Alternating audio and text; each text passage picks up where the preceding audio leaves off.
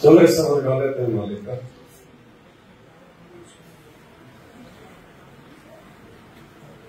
बंदी छोड़ सतगुरु रामपाल जी भगवान की जय। सत कबीर दवारे तेरे पर एक दास भिखारी आया है। सत कबीर दवारे थारे पर एक दास भिखारी आया।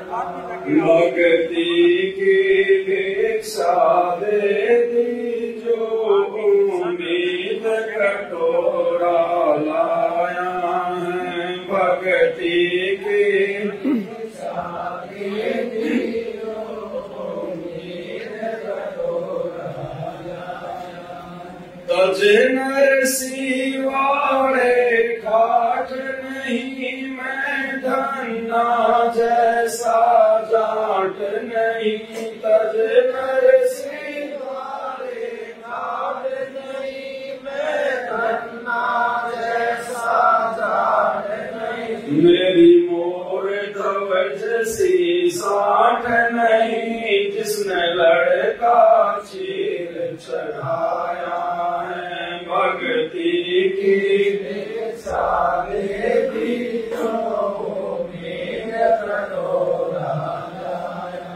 सत कबीर दवारे थारे पर एक दास भिखारी आया है। भक्ति की भिक्षा देती जो उम्मीद कटोरा लाया। अब देखो क्या कह रहे हैं परमात्मा। जब भी हम अपने परमात्मा के दरबार में जाएं, उनके समागम में जाएं, सत्संग में जाएं, दर्शनों के लिए जाएं, तो भगत का हमेशा यही भाव होना चाहिए, केवल भक्ति की भीख, मर्यादाओं की भीख। सत कबीर दवारे थारे पर एक दास भिखारी। क्योंकि परमात्मा कहते हैं गुरु समान दाता नहीं, भिखारी शिष्य समान। तीन लोक की संपदा सो गुरु देंगे। परमात्मा दाताओं का दाता है। इन्होंने ही इस काल को 21 ब्रह्मांड भीख में दे रखे, इसके तब के बदले भीख में। तो फिर आप और हम आम जीवन की तो औकात ही क्या है। हम तो फिर जन्मजाति भिखारी हैं। तो हमने तो भक्ति की भीख मांगनी है परमात्मा से। अगर भक्ति मांगेंगे तो गुरुदेव कहते हैं उसमें परमात्मा सब कुछ दे देगा। अगर भक्ति करवानी होगी तो भक्ति के लिए जो आवश्यक चीज होंगी परमात्मा वो भी देगा। भगत को किसी चीज के भरोसे रहने नहीं देगा बिल्कुल। ये परमात्मा समर्थ का वचन है भगत जीओ। और फिलहाल जिसने 2-4 साल से नाम ले लिया और फिर भी अगर किसी चीज का अभाव है तो भाई या तो अपने श्रद्धा भाव में कमी है, या मर्यादाओं में कमी है, या परमात्मा नहीं चाहता कि वो चीज इसको दी जाए। क्योंकि समर्थ को पता है कि क्या देना है क्या नहीं देना है। वो जो उचित समझेगा वही देगा, उतना ही देगा। इसलिए हमने कभी भी अपने गुरुदेव भगवान से किसी भी चीज की अपनी तरफ से डिमांड नहीं करनी चाहिए।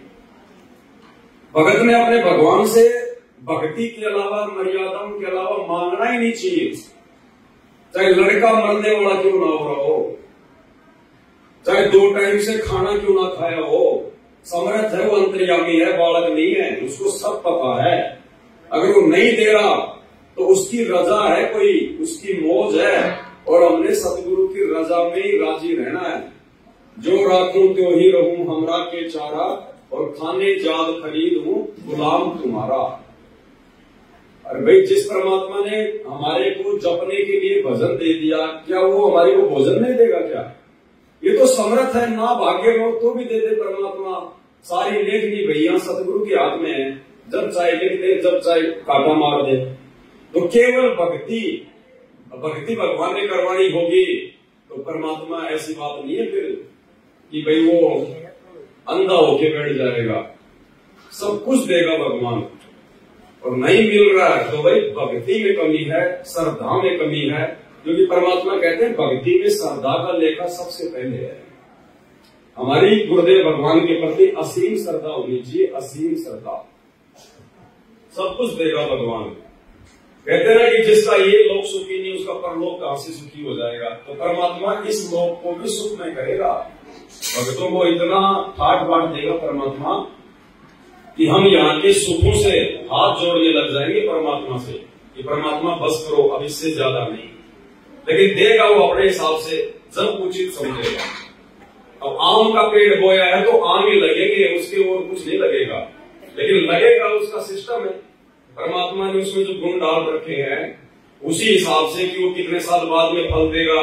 फल प्राप्त करना है तो उसकी सावधानी भी रखनी पड़ेगी, कुछ मर्यादा है, उसकी सिंचाई करनी पड़ेगी, खाद वगैरह देना पड़ेगा, आवारा जानवरों से उसकी सुरक्षा करनी पड़ेगी। तो ऐसे ही जब हम मर्यादाओं में रहकर अपनी भक्ति को सुरक्षित रखेंगे तो वही ये तो आम वाली भक्ति है। सुख देगा ही देगा परमात्मा, उसके गुणों में है। तो मालिक हमें सिखा रहे हैं कि भगत ने केवल एक ही डिमांड करनी है, बाकी नहीं, चाहे उसकी श्वास क्यों न निकलने वाली हो। अन्यथा देख लो वर्तमान में 90% संगत को किस प्रकार से काल ने भ्रमित कर रखा है। रोजाना हजारों प्रार्थना जाती है गुरुदेव के पास, हजारों। गुरुदेव के पास तो कहां जाती है, लेकिन जो बेचारा भगत प्रार्थना लगाता है वो तो ये सोचता है कि गुरु जी के पास जा रही है मेरी प्रार्थना।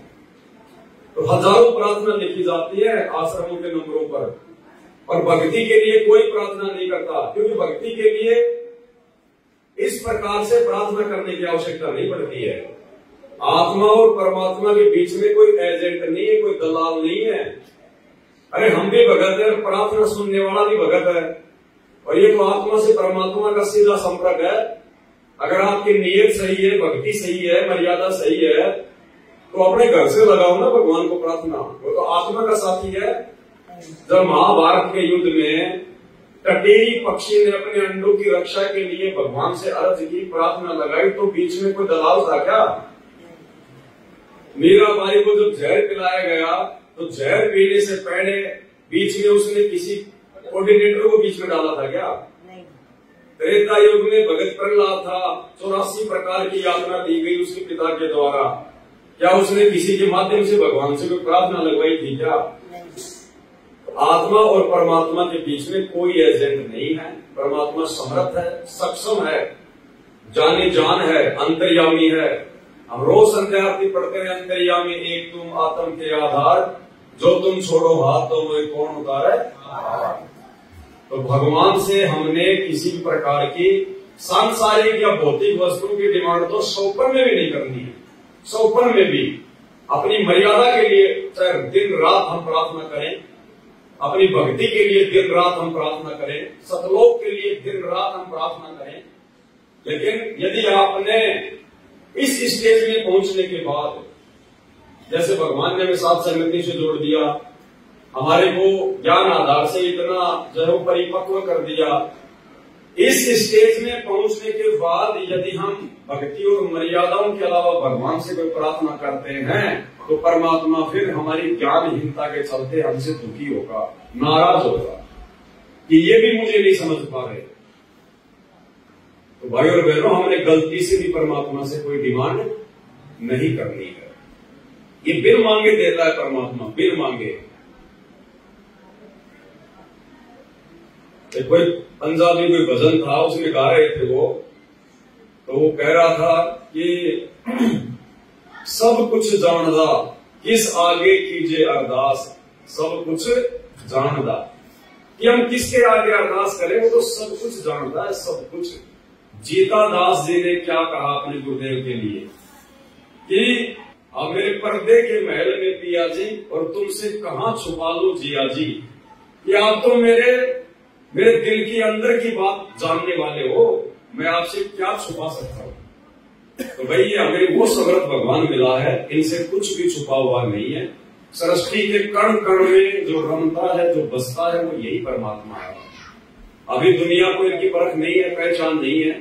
आप और हमारे ऊपर भगवान की कोई विशेष रजा हुई है, जो हमने परमेश्वर को पहचान लिया उन्हीं के आशीर्वाद से, क्योंकि इस भगवान को कोई पहचान नहीं सकता, चाहे लाख जन्म इनके चरणों में बैठा रहे तो भी नहीं पहचान सकता। ये असली लीलाधर है।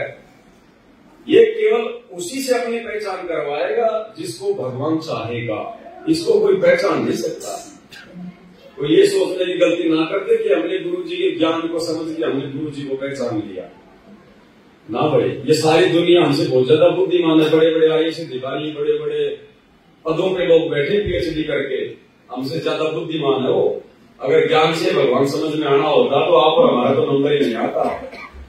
तो ये भगवान जिससे चाहेगा उससे अपनी पहचान करवाएगा। तो आप और हमारा कितना सौभाग्य है, अरबों खरबों की जनसंख्या है देश दुनिया में, और देखो कितनी आत्माएं जो भगवान को पहचान पाई है। उनकी शरण में आने के बाद भी उनके 90% भगत आज उनको नहीं पहचान पा रहे। समर्थ के धरती पर प्रकट रहते सहते कागज के टुकड़े को, दाढ़ी मूछ वाली फोटो को परमात्मा मान के, और जून के महीने में उनका प्रकट दिवस मना रही है। इससे बड़ी मूर्खता और क्या होगी तत्वदर्शी संत की शरण में आने के बाद। इसलिए भगवान दुखी है, परेशान है, और भगवान को ना पहचान पाने के कारण ही इस प्रकार की फालतू की डिमांड उनसे की जाती है। कल जो 61 नंबर की ऑडियो आई है उसमें गुरु जी क्या कह रहे हैं कि बच्चों क्यों तो तुम मुझे दुखी करते हो, क्यों तुम भगवान को परेशान कर रहे हो, या तो तुम्हें भक्ति छोड़ दो फिर। क्यों कहा गुरु जी ने कि गुरु जी के पास में किसी ने सरपंच बनने की कोई प्रार्थना भिजवाई।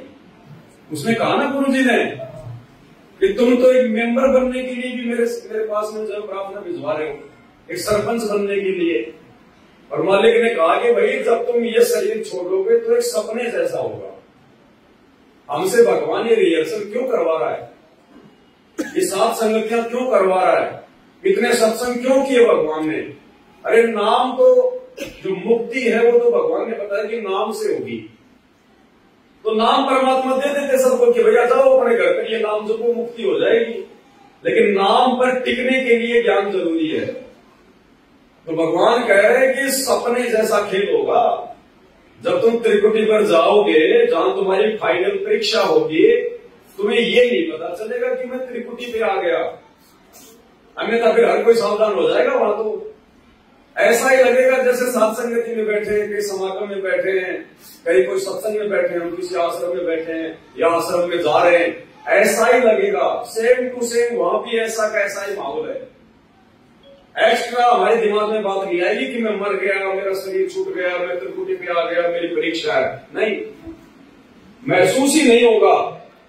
क्या पता वर्तमान में हम लोग जो है त्रिकुटी पे बैठे हैं,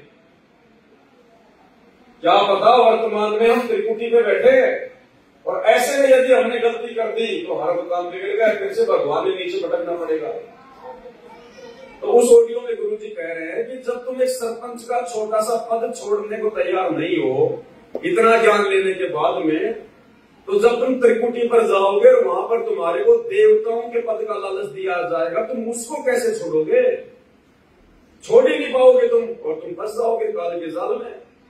तो हमने भाई और बहनों ये मांगने वाली जो परंपरा ना, हमने इसको बिल्कुल समाप्त करना है। सिर्फ भक्ति मांगनी है, मर्यादा मांगनी है, श्रद्धा भाव मांगना है। इससे ज्यादा भगवान से चाहे खाना एक टाइम ना मिले, चाहे दोनों टाइम ना मिले, चाहे भूखा रहे। धर्मदास जी 7 दिन तक भूखे रहे थे, पता है ना? 7 दिन तक। जब तीसरी बार परमात्मा ने उनको झटका दिया तो 7 दिन तक धर्मदास जी भूखे रहे थे कि परमात्मा अगर नहीं मिलोगे तो मैं अपने जो है प्राणी त्याग दूंगा। उस समय तक उन्होंने नाम दीक्षा भी नहीं ली थी, और परमात्मा को फिर आना पड़ा उसके भाव देखकर कि वास्तव में अगर मैं नहीं गया तो ये मर जाएगा, लेकिन भोजन नहीं खाएगा। तो परमात्मा हमारा समर्थ भगत जी, हमने कोई डिमांड करने की आवश्यकता नहीं है। पहले से ही गुरु जी को बहुत ज्यादा दुखी कर रखा है। हमारे जो बड़े बड़े जो भाई बहन हैं जो आश्रमों से जुड़े हुए हैं, अन्यथा पूरी सृष्टि का मालिक इतना समर्थ भगवान, और रो रो के अभी सत्संग कर रहा है। हिसार जेल में बैठ के भी उनको चैन नहीं है, वहां से भी रो रो के सत्संग कर रहा है। अभी गुरु को दुखी करना ही तो है कि गुरु ने मजबूरन सार्वजनिक तौर पर ये बातें बोलनी पड़ रही है कि क्यों तो तुम मुझे दुखी कर रहे हो, क्यों तुम भगवान को परेशान कर रहे हो। तो कितना दुखी होगा परमात्मा, सोचिए। और कहते हैं जिन बातों से गुरु दुख पावे उन बातों को दूर बहावे। अरे वो तो महान नालायक, महान नीच भगत है जिसकी करने के चलते उसका गुरु दुखी हो। माँ बाप को दुखी करते हैं वो चल जाएगा, माफी है। सतगुरु को जिसने दुखी कर दिया अपने कुकर्मों से, वो यहां से फिर पार होने के लक्षण नहीं उस आत्मा के, चाहे कितनी भक्ति क्यों न करे। तो हमने अपने भगवान से केवल एक ही प्रार्थना करनी है, भक्ति की। कोई प्रार्थना नहीं करनी, चाहे कितना दुख, कितना संकट, कितनी परेशानी क्यों ना आती दिखाई दे। जैसे भगत है, मेंबर बना दिया और मेंबर बन गया, खाक भक्ति कर रहा, सरपंच ही उठा दिया, वो उठ गया। तो जाना कहा तुम ये उड़ जाओगे, तो ऐसे वहां जाओगे त्रिकुटी पे, तो ये लालच वहां भी होंगे। तेरी इतनी भक्ति है वहां पर, वहां ये बना दियो, जाओगे वहां बढ़ जाओगे, चलो वहां ले चलते हैं। तो जब मैं तैयार हो जाएगा, जब यहाँ सरपंच बनना तैयार है, तो देवता बनना क्या दिक्कत आओगी इसका। इसलिए दास कहता है सुधर जाओ, क्यों तुम मुझे परेशान कर रहे हो, क्यों तुम भगवान ने दुखी कर रहे हो। इसलिए दास कहता है सुधर जाओ, क्यों तुम मुझे परेशान कर रहे हो, क्यों तुम भगवान ने दुखी कर रहे हो। इसलिए दास कहता है सुधर जाओ, क्यों तुम मुझे परेशान कर रहे हो, क्यों तुम भगवान ने दुखी कर रहे हो। अपने कर्म फोड़ने तो फोड़ लो, नाम मना लो, फिर इससे अच्छा तो इस स्कूल छोड़ दो, हमारा भी तो रिजल्ट खराब करो। ऐसे लोगों आंख खोल लो। अब कितना बताया था, 3 लोग का राज, जय कोई जीव को कोई दे, लाख बधाई क्या करे जब नहीं नाम तक। वो कर्म करने से भक्ति नहीं रहेगी, भक्ति छूट के नियम बना दिया, फिर चाटोगे इस राज ने, कल कुत्ते बन के ये धक्के खाओगे, ये लोग जूते मारेंगे जो तुम सरपंच सरपंच करते फिरे। अपनी भक्ति करो, ये काम करनी है, काल के लोग बहुत हैं वो आप करे जाएंगे। भक्ति की भिक्षा दे दीजिए उम्मीद कटोरा। अब देखो परमात्मा कहते हैं तजे नरसी वाले ठाट नहीं, और मैं धन्ना जैसा जाट नहीं। अब आप और हमारी क्या औकात है, वर्तमान में परमात्मा बता रहे हैं अपने ऊपर उदाहरण देकर कि हम तो उतने बड़े सेठ भी नहीं, हमारे जो उतने ठाट बाट भी नहीं है जितने नरसी भगत थे। और उसने भी परमात्मा प्राप्ति के लिए अपनी 56 करोड़ की संपत्ति को ठोकर मार दी। और हम लोग वर्तमान में सच्चा भगवान मिल गया, सच्ची भक्ति मिल गई, मोक्ष का मार्ग मिल गया, और उसके बाद भी दिन रात जोड़ने में लगे हुए, और उसने लुटा दिया। तो कितना अंतर है, उसने लुटाया फिर भी वो पार नहीं हो पाया, और हम लोग जोड़ जोड़ के धर रहे हैं। तो हमारी क्या उम्मीद है भाई। तो ये उदाहरण क्यों दे रहे भगवान। परमात्मा कह रहे हैं घर में एक्स्ट्रा हमने नहीं रखना। आपके पास चाहे अरबों की संपत्ति है, चाहे करोड़ों की संपत्ति है, देखो जमीन की, मकान की, इन चीजों की बात अलग है। अगर आपके बाप दादाओं की आपको जमीन वगैरह अगर विरासत में मिली है, बहुत बड़ा कोई मकान आपको विरासत में मिला है, तो कोई दिक्कत नहीं, वो आपके भाग्य का है, संस्कार का, अपना यूज करो। लेकिन परमात्मा कहते हैं भगत ने घर में दाम एक्स्ट्रा नहीं रखना चाहिए, पैसा एक्स्ट्रा नहीं रखना चाहिए। पहली बात तो भगत को इतनी समझ आ जानी चाहिए इस भक्ति के बाद में कि मैंने तो अपना आत्म कल्याण करवाना है। और यात्री जब यात्रा पे चलता है तो जितना थोड़ा सामान होगा उतनी लंबी यात्रा करेगा। तो आध्यात्मिक जीवन में ये धन, ये संपत्ति, फालतू का प्यार, मोह, ममता, ये हमारे ऊपर क्या है, वजन। जब तक हम इसको कम नहीं करेंगे, हल्का नहीं करेंगे, हम परमात्मा के साथ नहीं जा पाएंगे सूक्ष्म शरीर में, त्रिकुटी तक भी नहीं जा पाएंगे हम। अगर भक्ति कर रहे हैं तो भगवान भरोसे रहने नहीं देगा, आगे खड़ा मिलेगा परमात्मा। मालिक कहते हैं कि कल्पे कारण कौन है, तू कर सेवा निष्काम, और मन इच्छा फल देगा जब पड़ेगा तभी से काम। बताओ फिर हमें डर किस बात का, हमें परेशानी किस बात की, हमें चिंता किस बात की। अब चिंता तो केवल हरि नाम की करनी है, जो भक्ति दे दी गुरु जी ने, कि उसमें कोई त्रुटि ना हो जाए, हमारे गुरु जी नाराज ना हो जाए, मेरा काम ना बिगड़ जाए। चिंता तो केवल इस बात की करनी चाहिए, परमात्मा कहते हैं। और बाकी जोड़ जोड़ के रख रखे हैं, अभी रुक जाओ, आ रहा है समय, ज्यादा दिन की बात नहीं है। ये फिर से नोटबंदी होने वाली है, ये धरे के धरे रह जाएंगे 500 के, 2-2 के, कोई 2 रुपए में भी नहीं लेगा 2000 का नोट। ऐसा समय आ रहा है, और वो समय आए बिना ये दुनिया संत रामपाल जी को परमात्मा नहीं मानने वाली है, ध्यान रख लेना। परमात्मा जो है वो बंदर दिखाएगा, भगवान धरती पर है, दुनिया मजाक में ले रही है, तो ऐसे थोड़ा ना कोई कलयुग में सतयुग आ जाएगा। ऐसे थोड़े कोई संत रामपाल जी को परमात्मा मानेंगे, उनके भगत ही नहीं मान पा रहे, तो परमात्मा दिखाएगा कि ये लोक कितना गंदा है। जब लाशें उठाने वाला कोई नहीं मिलेगा ना, तब आप और हमारी आत्मा भी अंदर से फड़क जाएगी। अभी हम लोग केवल गुरु जी के ज्ञान आधार से थोड़ी इस प्रकार की बातें कर रहे हैं। आत्मा में अभी भी वो ठेस नहीं लग पाई है, तो ठेस लगनी चाहिए, जिससे इस गंदे लोग से हमारी आस्था हटे। तो भगवान ऐसी परिस्थितियां पैदा करवा देगा, होंगी हमारे अपने संस्कार की, हमारे अपने जो है वो कर्मों की, लेकिन वो समय आएगा, भविष्य वक्ताओं की भविष्यवाणियां पूरी होंगी, तब जाके हमारा दिल यहां से हटेगा कि वास्तव में तो जमाकती गंदा लोग है, यहां से तो निकलना है, कुछ नहीं है। एक सेकंड में परिवार का परिवार नष्ट हो जाता है, एक सेकंड में भूकंप आ गया, एक्सीडेंट हो गया, बताओ किसके सारे बैठे हुए थे एक सेकंड में, और मर रहे लाखों हमारे आगे। भगवान धरती पे आया हुआ 72-73 साल हो गई, भगवान धरती पे, और रोजाना लाखों लोग अकाल मौत मर रहे हैं, नहीं मर रहे, उनको पता भी नहीं कि धरती पे कौन आया हुआ है। तो भाई ये जो इतनी बड़ी जनसंख्या है ना देश विदेश की, अरबों की, ये ऐसे सीधे रास्ते पे नहीं आने वाली है, आने वाले 2 से 3 वर्षों में, क्योंकि 2028 का समय गुरुजी ने युग परिवर्तन का निर्धारित किया हुआ है। तो परमात्मा दुनिया को बंदर दिखाएगा, ऐसे दुनिया नहीं मानने वाली, ऐसे थोड़ी हजारों साल संत रामपाल जी का मार्ग चलेगा। किसी को पता ही नहीं अभी तो उनके बारे में, मुट्ठी भर लोगों को भी पता नहीं है।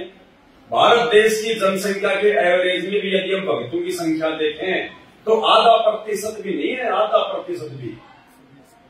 और भगवान ने थोड़े से समय में पूरी दुनिया में अपने ज्ञान का, अपने नाम का डंका बजवाना, तो ऐसे थोड़ी बजेगा कि गुरुजी जेल में बैठे हैं, मैनेजमेंट अपनी मनमानी कर रहा है, संगत आंख बंद करके चल रही है, हम लोग जो है डर डर के अपनी भक्ति कर रहे हैं, तो ऐसे थोड़ी चलेगा मामला। तो अचानक से ऐसी परिस्थितियां पलटेगी, किसी को भनक भी नहीं। जैसे लॉकडाउन लगा, किसी को पता था क्या? अचानक से भूकंप आ जाता, लाखों लोग मर गए वहां पे तुर्की में, किसी को मालूम था क्या?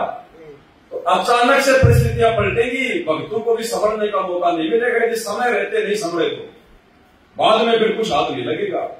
तो भाई अपनी भक्ति क्रियाओं को, अपनी मर्यादाओं को पहले से ठीक कर लो, दुनिया वालों से हटके अपने भगवान में लगन लगाना सीख लो पहले ही, क्योंकि बाद में दुनिया से संपर्क नहीं होगा जब परिस्थितियां बिगड़ेंगी, और ना दुनिया मदद करेगी, वो खुद ही दौड़ेगी ऊपर हाथ करके, हमारी क्या मदद करेगी। मालिक कहते हैं बंदे से बंदा मिले, छूटे कौन उपाय, कर बंदगी निर्बंदगी उपल में ले चुकाए।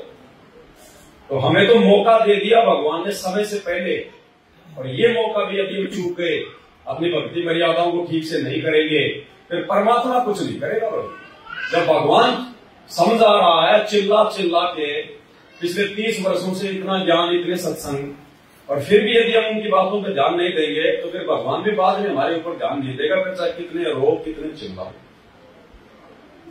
तो आप और हमारी तो वो औकात भी नहीं है वर्तमान में जो नरसिंह भगत की थी, जो धर्मदास की थी, कि भगवान मेरे अंदर तो अभी तक ज्ञान आधार से वो चिंतन मनन भी शुरू नहीं हुआ कि मैं अपने आत्म कल्याण के लिए जो वस्तुएं भक्ति मार्ग में बात है उनका मैं त्याग कर दूं। हमारे अंदर तो वो भी नहीं है। मैं धन्ना जैसा जाट नहीं, धन्ना भगत जी परमात्मा कहते हैं बीज का दान करना कोई सामान्य बात नहीं है, वो परिस्थितियों पर निर्भर करता है। आज हमारे को नॉर्मल लग रहा है सुनने में, सोचो ये परिस्थिति उस समय की 400-500 साल पहले की बात है, और उस समय कोई धंधा नहीं, कोई नौकरी नहीं, केवल आदमी अपनी जमीन पे आश्रित होता था, वरना भूखा मरो। दूसरा कोई किसी को अनाज देता नहीं था, क्योंकि अनाज इतना होता ही नहीं था। और उस समय बीज को भी जो है मतलब दान कर देना, साधु संतों को खिला देना, तो कितना ज्यादा उसको विश्वास था परमात्मा पे। भाई उसने भगवान पे विश्वास करके जो साधुओं को भोजन खिलाया कि देखी जाएगी परमात्मा। जबकि उस समय उसको कोई तत्व ज्ञान नहीं था, कोई सतगुरु उसको प्राप्त नहीं था, सत्संग सुनने के लिए इतनी सुविधा नहीं थी।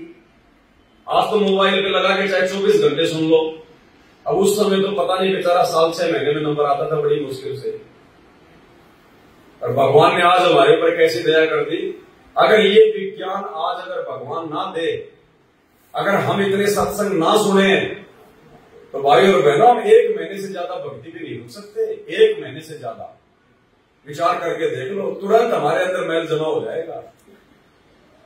और देख लो, भगवान ने सत्संग सुनने के लिए मोबाइल दे दिए सबके हाथ में, स्पीकर दे दिए, मेमोरी कार्ड दे दिए, टीवी चैनल पे आ रहा, यूट्यूब पे आ रहा। उसके बाद भी हम लोग भक्ति में कमजोर पड़ गए थे।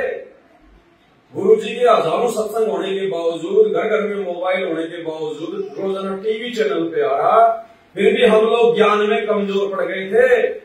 फिर अंतर्यामी ने हिसार जेल से सत्संग भेजने पड़े कि इन सत्संगों को नए सत्संग जानकर थोड़ा रुचि से सुनेंगे। तो देखो भगवान हमारे लिए किस कदर प्रयास कर रहा है। बैठे बैठे खीर खिला रहा, हम खीर भी ढंग से नहीं खा पा रहे, तो क्या बनेगी फिर हमारे साथ।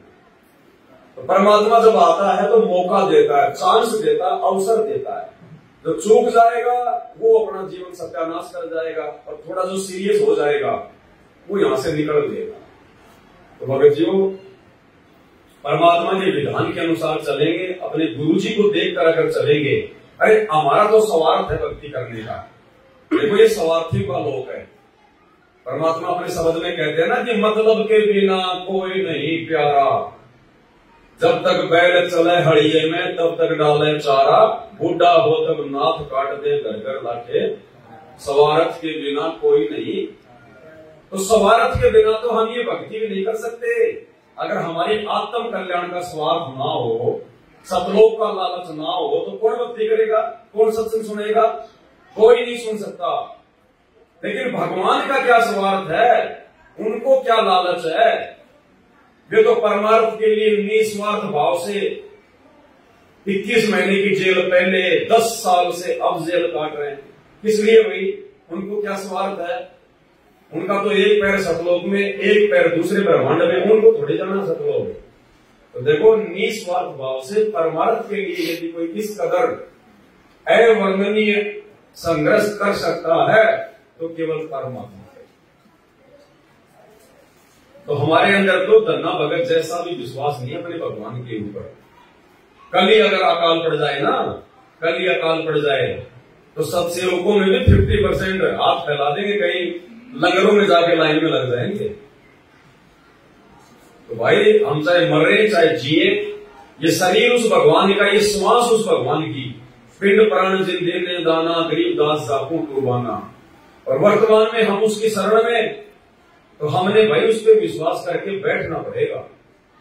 समर्थ है, आएगा, लेकिन आएगा कब? लास्ट में आता है। ऐसा नहीं कि आपत्ति आई भगवान सामने आके खड़ा हो जाएगा, फिर हमारा क्या पता चलेगा हमने, हमारे अंदर कितना विश्वास है, कितनी भक्ति है, कितना धैर्य है, उस चीज का मालूम कैसे पड़ेगा? तो भगवान आता बिल्कुल एंड पॉइंट पे, कि जब भगत बिल्कुल टूटने वाला हो, मरने वाला हो, तब आके परमात्मा हाथ पकड़ता है भगत का।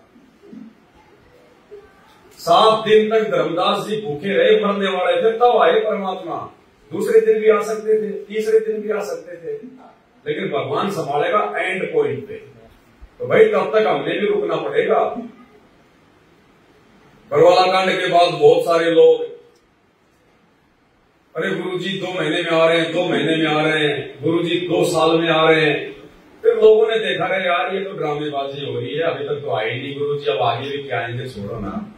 कोई दूसरे पंथ में चला गया, कोई कहीं भग गया। और त्रेता युग में बेलड़ी 1000 साल तक उसने श्री रामचंद्र जी का जंगल में इंतजार किया था। उसके गुरु ने कह दिया था कि ऐसे ऐसे दशरथ का बेटा आएगा। 1000 साल तक उसने, क्योंकि उस समय बहुत ज्यादा लंबी उम्र हुआ करती त्रेता युग में, 40, 50 हजार साल। 1000 साल उसने इंतजार किया जंगल में, रोजाना फूल तोड़ के लाती, अपनी जो कुटिया थी उसको सजाती, रास्ते में फूल बिछाती और रोजाना इंतजार करती थी। अब हमारे से 10 साल का इंतजार नहीं हो रहा। अरे जब गुरुजी ने ज्ञान गंगा में 2028 समय लिख दिया युग परिवर्तन का, तो आएगा ना भगवान। कबीर सागर में जो बातें लिख दी भगवान ने, एक एक बात को सत्य साबित करके जाएगा। ये वो ही कबीर है जो 650 साल पहले आया था। कोई नॉर्मल होता तो फिर कोई औकात नहीं थी। तो परमात्मा है धरती पर, लेकिन ये सबको विश्वास नहीं हो पाता भगत जी। परमात्मा कहते हैं पिछले जन्म से होते हैं पूर्ण अंश मुराद। ये जिन आत्माओं के पिछले भक्ति कर्म मजबूत होते हैं ना, वही आत्मा इतना दृढ़ विश्वास अपने परमपिता पे कर पाती है, अन्यथा आम जीवों की बस की बात नहीं है। अंतिम स्टेशन तक तो वो यात्री पहुंचता है जिसकी अंतिम स्टेशन की हाथ में टिकट होती है। बाकी कोई 5 किलोमीटर पे उतर रहा है, कोई 10 पे, कोई 50 पे, कोई 100 पे। मेरी मोर धवज सी सांठ नहीं जिसने लड़का चीर चढ़ाया है। अब मोर धवज के बारे में क्या बताया परमात्मा? कहने का मतलब है गुरुजी हमें अंदर से जगाना चाह रहे हैं कि नालायकों, तुम्हें तो सहज में परमात्मा मिल गया, तुम्हें तो सहज में भक्ति मिल गई। भक्ति और भगवान के लिए तुमसे पहले तुम्हारे भगत भाइयों ने कैसी कैसी कुर्बानियां दी हैं, उनको विचार कर दो। मोर ध्वज राजा था और श्री कृष्ण जी अर्जुन को लेकर गए उसके वहां पर साधु का रूप बना के, क्योंकि अर्जुन को इस बात का जो घमंड हो गया था कि श्री कृष्ण जी का मेरे से बड़ा कोई भगत नहीं है, और श्री कृष्ण तो मेरा रिश्तेदार भी है, मेरा साला भी है। उसको घमंड हो गया था। तो घमंड तोड़ने के लिए परमात्मा की प्रेरणा से श्री कृष्ण जी ने साधु रूप बनाया और अर्जुन को लेकर राजा मोर ध्वज के वहां गया और साथ में ले लिया एक शेर। अब गुरु जी ने बताया कि वो शेर वैसा वैसा शेर नहीं था, खुद कबीर परमात्मा ही शेर बने थे, अन्यथा वैसा शेर होता तो खा जाता वहां पे उसको, ताम्र ध्वज को, लोगों की भक्ति से आस्था हट जाती। तो परमात्मा खुद बड़े शेर और उनके साथ में गए। और वहां जैसे उनको पता चला कि भाई बाग में भाई कोई साधु आया, तो पहले बड़ी इज्जत हुआ करती थी साधु महात्माओं की। अभी भी देख लो 40-50 साल पहले कितनी इज्जत होती थी। गांव में कोई पंडित होता था ना, उसके बराबर गांव का सरपंच भी नहीं बैठा करता था, उसको खाट पे बैठाते थे, बाकी गांव वाले नीचे जमीन में बैठा करते थे, इतनी इज्जत थी। तो साधु महात्माओं को बहुत ज्यादा जो है हुआ करती थी उनकी इज्जत। कुछ मतलब जो है वो डरा भी करते थे कि भाई कहीं कोई शराब वराब ना दे दे। तो वहां गए, राजा रानी दोनों नंगे पैर दौड़ के आशीर्वाद लेने के लिए पहुंचे। भोजन पानी की पूछी तो बोला भैया भोजन पानी भी करेंगे, हमारे शेर के लिए भी खाने पीने की व्यवस्था करो। बोला जी अभी करवा देंगे। बोला ये वैसे किसी जानवर का मांस नहीं खाता, ये आदमी का मांस खाता है, और आदमी भी ऐसा नहीं कि तुम किसी मजदूर को पकड़ के काट दो, तुम्हारे ही जो है परिवार का कोई व्यक्ति होना चाहिए, या तो राजा या रानी या उसका बेटा। अब देखो श्री कृष्ण जी ने ये कह दिया था कि आज जो इस शेर का भोजन बनेगा वो सीधा कहां जाएगा? स्वर्ग में जाएगा, क्योंकि आज से पहले केवल ये स्वर्ग तक का ही ज्ञान था। जैसे हम लोगों ने आज सतलोक की महिमा सुनी है ना, और सतलोक जाने के लिए हम लोग कैसे भक्ति कर रहे हैं, संघर्ष कर रहे हैं, ऐसे पहले के समय में केवल मतलब बैकुंठ से ऊपर कोई जगह नहीं थी।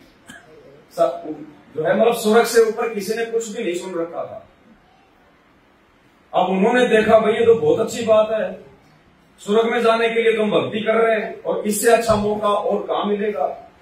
तो परमात्मा ने क्या बताया? राजा मोर ध्वज ने कहा जी मैं तैयार हूं। राजा था इतने ठाट बाट थे। अब विचार करो भाई और बहनों इन बातों को।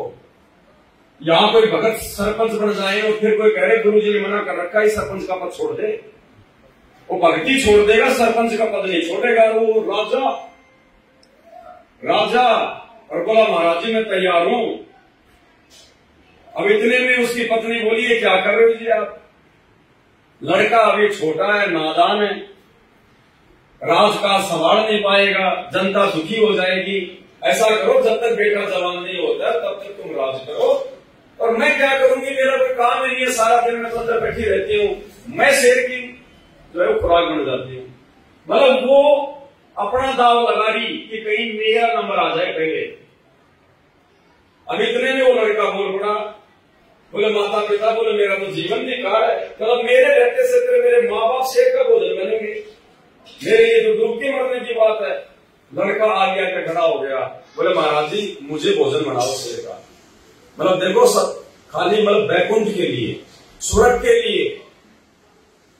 आज हमारे अंदर है क्या कि नहीं? अब भाई और बहनों विचार करो इन बातों पे। हम तो थोड़ा बहुत भी त्याग नहीं कर पा रहे, थोड़ा बहुत भी कोई बलिदान नहीं कर पा रहे। आज अगर सतलोक के लिए गुरु जी अगर ये शर्त रख दें तो बाढ़ में जाए, गुरु जी बाढ़ में जाए सतलोक, अगले जन्म में देखेंगे बेटा। सभी की तो स्थिति नहीं है, लेकिन ज्यादातर। तो अंत में उन्होंने कहा कि भाई ठीक है, राजा रानी दोनों अपने बेटे का सिर काटो, आरे से 2 फांक करो इसकी, और एक शर्त है, अगर अपने बेटे का सिर काटते समय अगर आंखों में आंसू भी आ गए राजा या रानी के या उस बेटे के, तो मेरा सिर नहीं खाएगा। तो दोनों अपने बेटे का लेके आ रहा सिर काटने लग गए यूं ऐसे, और उसका आधा सिर कट गया। वो तामरध्वज भी नहीं सुस्काया। सोचो भाई और बहनों, क्या आत्मा थी वो। हम तो उनके नाखून के बराबर नहीं है, नाखून के बराबर। अब गुरुजी ने सत्संग में बताया कि एक भगत को 6 महीने हो गए नाम लिए हुए, पूरे परिवार ने नाम ले लिया। एक दिन आया गुरुजी के पास, बोले जी अच्छा नाम लिया, मार तो बोले दादी मर गई। तो गुरुजी ने कहा कि नाम लिए कितना टाइम हो गया? बोले 6 महीने। बोले दादी कितने साल की थी? बोले जी वो 70 साल की। तो बोला और क्या? बोले उसको राष्ट्रपति बनाना चाह रहे थे क्या? अरे 70 साल की उम्र, भगवान का नाम ले लिया, अगला जन्म मिल जाएगा, परमात्मा दे देगा उसको मनुष्य का। 6 महीने तुम्हें नाम लिए हुए नहीं हुए, तो बताओ दादी मरी तो भी भक्ति छोड़ दी कि हमारी तो दादी मर गई, दादी नहीं मरनी चाहिए थी। और वहां राजा रानी अपने बेटे का सिर काट दिया आधा। अब इतने में ताम्रध्वज की आंखों से आंसू आ गए। तो श्री कृष्ण ने कहा रोक दो भाई, रोक दो रोक दो, सिर नहीं खाएगा। बोले लड़का रो रहा है। तो ताम्रध्वज बोला महाराज जी मैं रो इसलिए नहीं रहा कि भाई मेरे को कोई दर्द हो रहा है या और कुछ बात है, मैं रो इसलिए रहा हूं कि मैं इतना निकम्मा हूं कि शेर मेरा आधे हिस्से का ही मांस खाएगा, आधा हिस्सा ही खाएगा मेरा। तो उसके बाद में वो प्रसन्न हुए, खुश हुए, वापस उसको ठीक कर दिया श्री कृष्ण जी ने, जो भी उसके पास आध्यात्मिक शक्ति थी। तो भाइयों और बहनों, इसी प्रकार से अब आप और हम तो उन आत्माओं के आगे कहां हैं, कहां खड़े हैं। तो हमें तो सहज में भगवान मिल गया, सहज में। और परमात्मा कहते हैं अगर सहज में कोई चीज मिल जाती है तो इंसान उसकी वैल्यू नहीं समझता, उसकी कदर नहीं करता उसकी। तो हमें तो आज गुरु जी ने जितना बता दिया उतना भी कर लेंगे तो बेड़ा पार है। और संघर्ष हम कहां कर रहे हैं? संघर्ष तो हमारे गुरु जी कर रहे हैं। अरे जेल में हम बैठे, हमारा बाप बैठा है। दुनिया की गाड़ियां हम खा रहे हैं, हमारा बाप खा रहा है। तो संघर्ष भी हमारा बाप कर रहा है, वो हमको संघर्ष भी नहीं करने दे रहा। ये आप और हमारे हिस्से की जेल काट रहे हैं गुरु जी, आप और हमारे हिस्से की। आप और हमसे भक्ति करवाने के लिए। अन्यथा यदि हम इस परमात्मा की शरण में नहीं आते या ये भगवान धरती पे नहीं होता तो हम ना जाने कितने कुकर्म जो है वो कर डालते। हमारा क्या आचरण था, क्या हमारा व्यवहार था नाम दीक्षा लेने से पहले। कोई शराब पीता था, कोई नशा करता था, कोई दूसरे कोई उल्टे काम करता था। आज हम लोगों ने जेल में पड़ा होना था, जेल में अपने उन कुकर्मों के कारण। तो भगवान ने वो सारे भार अपने ऊपर ले लिए। हम सबके हिस्से की जेल हमारा भगवान काट रहा है, आप और हमसे भक्ति करवाने के लिए। और हम इस चीज को भी नहीं समझ रहे, फिर भी हम लोग बकवाद में जा रहे हैं, राजनेताओं की रैलियों में धक्के खा रहे हैं, आश्रमों में और पत्थरों में पैसा बर्बाद कर रहे हैं, गुंडों के साथ मिलके जो है वो रैलियां निकाल रहे हैं, आश्रमों में हॉस्पिटल बना रहे हैं। कल को वहां पे कोई अपार्टमेंट भी बना देना रहने के लिए लोगों के लिए। तो भाई ये काल प्रेरणा है, काल बैठा है सिर पे। तो ये सौभाग्य की है थोड़ी बहुत आत्माएं साथ संगति से परमात्मा ने बचा ली है। और हम भी यदि आगे सावधान होकर नहीं चलेंगे तो बात नहीं बन पाएगी। फिर मेरी मोर तपस्वी साठ नहीं जिसने लड़का चीर चढ़ाया है। और दूसरी बात भाई और बहनों, जैसे परमात्मा हमें सेव, नेकी और सम्मान की कथा सुनाते हैं, तो वो भी परमात्मा की विशेष रजा से, मालिक की विशेष मेहर से ही सम्मान ने अपने बेटे का सिर काटा था, अन्यथा वो सिर नहीं काट सकता था अपने बेटे का। परमात्मा जीव की बुद्धि ऑफ कर देता है जब परमात्मा ने अपना खेल खेलना होता है, कोई उदाहरण पेश करना होता है ना, परमात्मा बुद्धि ऑफ कर देता है, अन्यथा सम्मान अपने बेटे का सिर नहीं काट सकता था। उस समय ये ज्ञान आधार नहीं था इतना, ना उनमें कोई जो है वो दृढ़ता थी इतनी। परमात्मा ने वो परिस्थितियां पैदा करी जानबूझ के आप और हमें शिक्षा देने के लिए कि अपने गुरु जी के प्रति किस कदर समर्पित होना चाहिए। गुरु से बढ़कर अपना बेटा, बेटी, धन संपदा कुछ नहीं समझना चाहिए। और दूसरी तरफ उस कमाल को जो है अहंकार हो गया था, क्योंकि जब परमात्मा आने लगे तो कमाल ने कहा कि गुरु जी कहां जा रहे हो? बोले ऐसे ऐसे अपने भगत उनके घर जा रहा हूं। तो बोला मैं तो आपके साथ चलूंगा, अन्यथा फिर आपकी सेवा कौन करेगा? मेरे अलावा आपकी सेवा कौन करेगा? कोई है थोड़ी संगत में ऐसा कोई सेवक है। तो मालिक तो अंतर्यामी थे, उसकी तो फड़क निकाल दी थी, बोल रहे सब। तो फिर उसको भी दिखाया वहां पर कि देख भगत कैसे होते हैं। और वर्तमान में भी गुरु जी ने सत्संगों में काफी बार कहा है कि बच्चों भक्तों के घर तो बहुत दूर हैं, अभी भगत तो आए कहां है? गंदगी है ये तो, जिसको परमात्मा 30 साल से साफ कर रहे हैं, और इस गंदगी को साफ करते करते भगवान खुद भी जो है गंदा हो गया। अभी भगत नहीं आए हैं, तो आएंगे आत्मा आने वाले समय में। उम्मीदी सतलोक वाले हंस परमात्मा के जो रह गए थे जो पिछले जन्मों में। इसलिए तो गुरुदेव ने सत्संग में कहा कि बच्चों 6-6 महीने में तुम्हारा नंबर आएगा दर्शन करने का। 6-6 महीने में तो दर्शन करने का नंबर आएगा तुम्हारा। तो भाई वो समय आएगा, संगत का वचन है वो फैल नहीं हो सकता। ये जितने भी हमारे भक्त आत्मा है सारे घर में अपना इनका चोखा व्यवस्था है। सिर्फ सेवा करण खातिर आ जाए, को 2 दिन को 4 दिन जिसकी जिसकी छुट्टी होती है। कोई पुलिस महकमे में है, कोई वैसे है, और कोई रिटायर है। ये सूबेदार भगत जी हैं, ये जींद से आए हैं सेवा के खातिर। और ये बदशाम फूल है, अच्छा मतलब सांपले से आए हैं, स्पेशल आए थे वहां बेचारे को सत्संग सुन खातिर। अवश्य काम तुम्हारा ड्राइवर आया नहीं, तेने बोला जी चलो मैं ले चलूंगा जीप आपकी। एक सफेद लड़का ला रखा था मजदूर, इसने बहुत लंबा चौड़ा काम से इसका, बहुत अच्छा ठाठ भगवान की दात है। वो मजदूर वापस भेज दिया, मोटरसाइकिल वहां खड़ी कर दी, सारे काम को डिसमिस कर मेरी गेल हो लिया, यहाँ पर सत्संग सेवा करने खातिर जीप में ले चलूंगा आपकी। तो ये सिर्फ यूं ढाला गिरने खातिर आवा था आपने कि ये काम करने के थे, तुम भूल रहे सो। आगे हमने समय भी नहीं मिलेगा कभी, तुमने सोचो कि हम रोज आया करेंगे थारे। 6 महीना में भी आपका एक दिन नंबर आओगा, और ऐसा समय आओगा कि आपने इतनी दूर तो दर्शन करने पड़ा करेंगे। आज तो हम घर घर आकर आपको सहारा दे रहे हैं, सब समझा रहे हैं। बच्चे जो से बचपन में आंगली पकड़ के पढ़ाने पड़ा करें मास्टर ने, तो आज हम आपके घर में अच्छा हम क्या करते हैं, 1.25 किलो घी का, देसी घी का 3 दिन हलवा बने से प्रसाद हम नहीं खाते, हम इतना खा ले से, क्योंकि मैं तो 3 जगह जाता हूँ, तीनों जगह हलवा पाव से इतना भी नहीं खाया जाता। ये आपके ही प्रसाद को आपके ही गांव के अंदर आपके हाथ से बंटवाया जाता है। और एक इसमें देसी घी की जोत जड़े 48 घंटे तक एक धूप जगह से, ये एक हवन और ये धर्म यज्ञ और आने वाले भगत आत्माओं की जो सेवा होती है। कहते हैं 68 का फल एक है द्वारा संत जमाया, एक संत को घर में रोटी खवा दे 68 तीर्थ का फल मिलता है। ये आज जितने भी है ये संत है, लत्ते लाल पैर से संत नहीं होता। कदे कोई ने सोचा गल में माला गालीर कान पड़वा लिए वो संत होता है। संत जो सत नाम देता है, बंदी छोड़ का भजन करता है, वो चाहे गृहस्थी है अर्थे वैसे। तो ये जितने भी आज संत आए इस परिवार को फल मिलेगा। तो इस प्रकार हम अपने किराए से यहाँ आते हैं, जितने भी भक्त से अपना किराया ला कर आते हैं।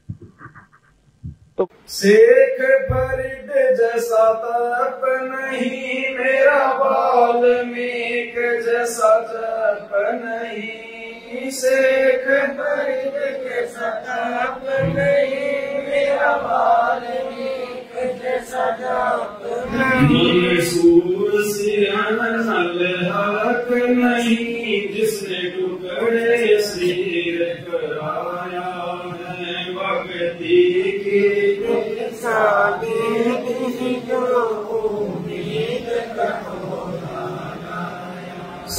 कबीर द्वारे थारे पर एक दास भिखारी आया है भक्ति की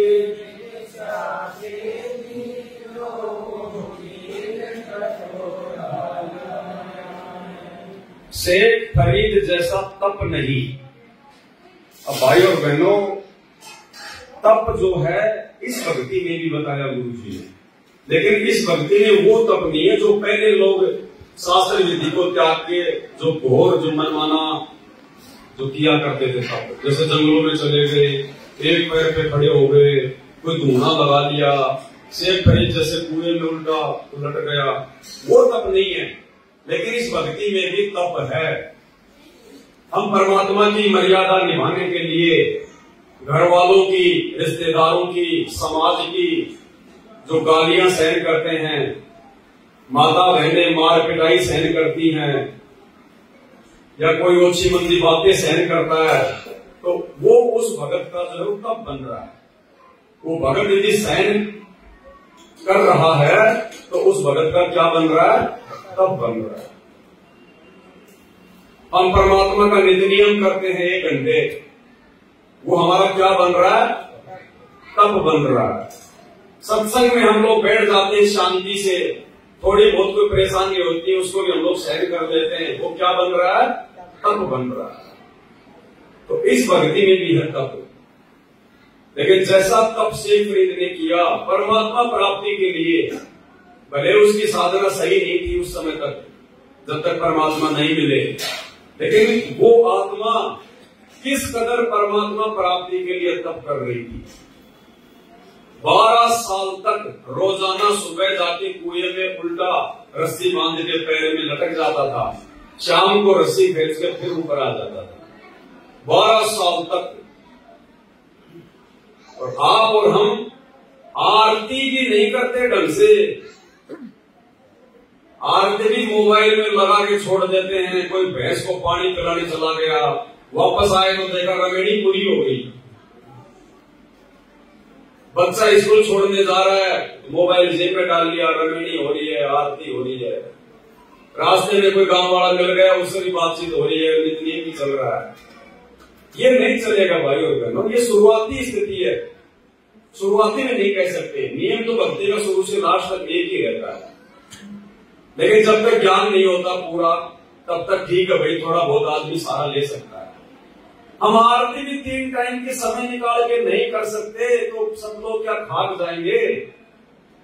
हम तो फिर सांसारिक काम धंधों को ज्यादा महत्व दे रहे हैं, जबकि देना चाहिए भगवान की भक्ति को सबसे ज्यादा महत्व। जीवन में जो प्रथम स्थान है गुरु जी की भक्ति को देना चाहिए, और दे रहे सांसारिक काम धंधों को। तो बताओ फिर हम सब लोग जाने की उम्मीद कहां करें। तो कम से कम 3 समय की आरती तो भक्ति बोध में हाथ में लेके हम करें। जो अनपढ़ है, नेत्रहीन है, बुजुर्ग है, बैठ के कर लो, लेट के कर लो। नहीं अगर उसको जो है भक्ति बोध आती है, उसको पढ़ना, कोई अनपढ़ है तो गुरु जी की ऑडियो वीडियो के साथ में कर लो। लेकिन भागते खाते पीते दौड़ते दौड़ते तो मत करो।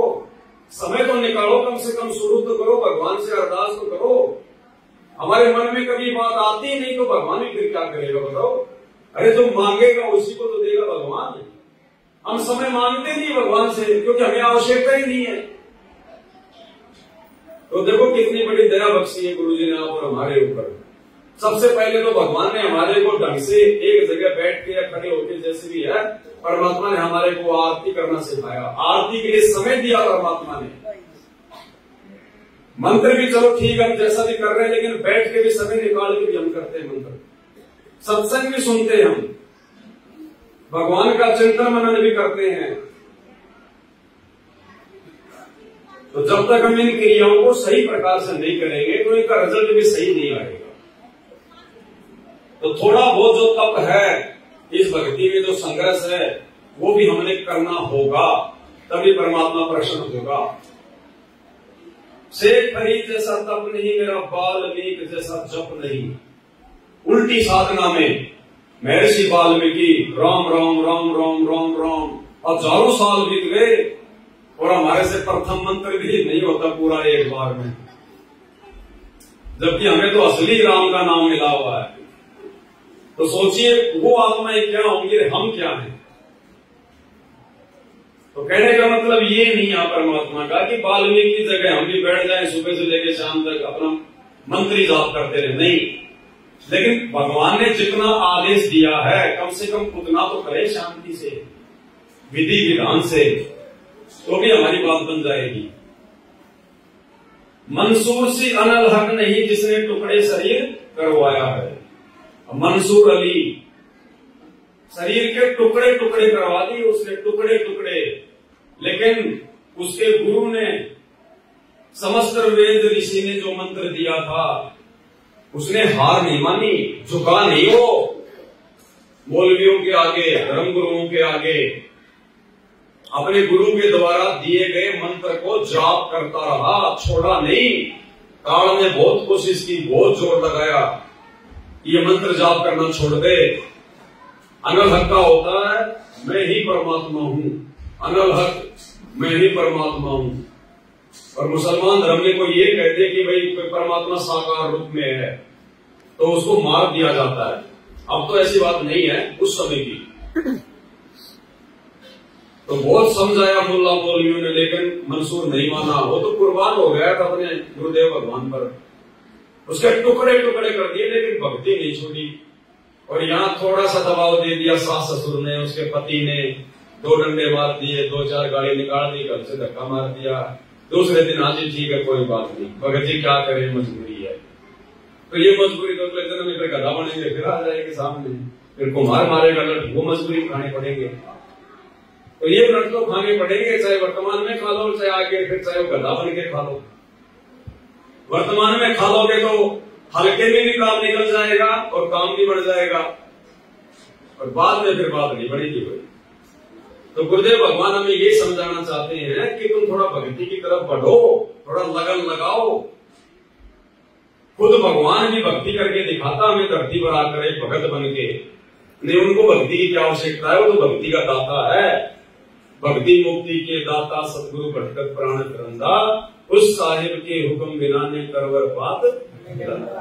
लेकिन वो भी आप और हमारे अंदर भक्ति की आस्था जगाने के लिए हमारे जैसा भगत बन के हाथ में मंत्र कार्ड लेके, माला लेके, मंत्र जाप करके दिखाता है, ताकि हम भी करें। धुरु जैसी आस नहीं, प्रहलाद जैसा विश्वास नहीं। धुरु जैसी आस नहीं, प्रहलाद जैसा विश्वास नहीं। मेरा जैसा रास नहीं, जिसने रोर नाच रिझाया है। भक्ति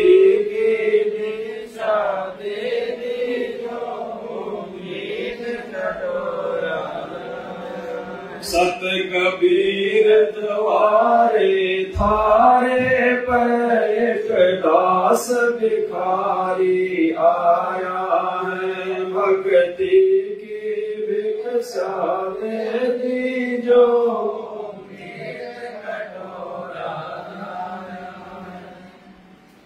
ध्रुव जैसी आस नहीं और प्रहलाद जैसा विश्वास नहीं। ये परमात्मा, हम तो इस कलयुग में निकृष्ट जीव हैं। हमारे अंदर तो आपसे इतना ज्ञान लेने के बाद, सच्ची भक्ति लेने के बाद भी ध्रुव जैसी आस भी नहीं है, उम्मीद भी नहीं है भगवान प्राप्ति की। हम लग जरूर रहे हैं, लेकिन अंदर से अभी भी वो कसक नहीं है। जबकि ध्रुव 5-6 साल की उम्र बताई परमात्मा ने, और जैसा भी ज्ञान था उस समय लोकवेद के अनुसार जंगल में चला गया। लोगों ने ये कह रखा कि भगवान जंगल में जाने से मिलेगा, तपस्या करने से मिलेगा, गुफाओं में जाने से मिलेगा। तो जैसा उस समय भगवान की प्राप्ति का जो भी उल्टा सीधा मार्ग था, उसने तुरंत पकड़ लिया और जंगल में चला गया। रास्ते में परमात्मा ने दया बख्शी उसके भाव देख के, क्योंकि मालिक अंतर्यामी है। अगर गुरु के अंदर अगर वो कसक नहीं होती, परमात्मा नहीं मिलता उसको, वो धक्के खाता फिर जंगल में। सामने से परमात्मा आ गए नारद जी का रूप बढ़ा के, बोले बेटा कहां जा रहा है? बोलो जी भगवान के लिए जा रहा हूं, भगवान पाऊंगा। बोल कहां? जंगल में। बोले जंगल में थोड़ी मिलता है, बोलो जी और कैसे मिलता है? बोलो गुरु बनाना पड़ता है। तो उसी समय गुरु, उसके पिछले संस्कार थे, तुरंत परमात्मा के चरणों में गिर गया कि जी आपसे बढ़िया गुरु कहां मिलेगा फिर। और परमात्मा ने उसको मंत्र दिया और 6 महीने के अंदर अंदर उसने परमात्मा प्राप्ति कर दी।